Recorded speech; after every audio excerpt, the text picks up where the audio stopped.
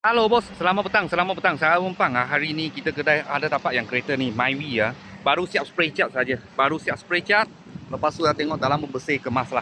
Tahun 2015, berdua Myvi ya, 1.3X. Ini kosong punya, dalam warna tak silap warna kuning grey macam tu. Okey, harga cuma jual 21,800. 21,800 siap spray cat semua lah. Siap cuci kereta, kita sudah buat lah dalam. Okey. Engine langsung tak ada leaking lah. Kemudian nampak atas ada leaking. Okey, aircon pun sejuk.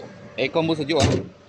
Harga jual 21,800 harga cash. Kalau nak loan lah, bulanan anggaran 400 lebih sehingga 500 lebih.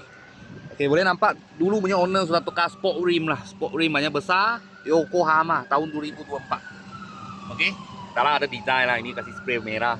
Macam Caliper Brembo. Okey, belakang punya sport rim pun sama juga. Bunga masih banyak.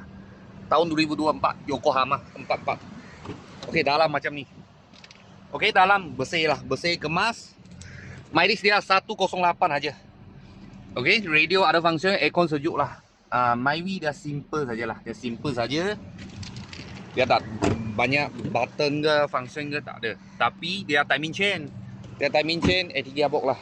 Okey, belakang macam ni. Okey, harga jual 21,800. 21,800 harga cash body lah. Kalau nak loan, bank boleh ikat 5 tahun, kredit boleh sampai 7. Bank 5 tahun, bulanan anggaran 500 lebih sikit, ikat 5 tahun lah.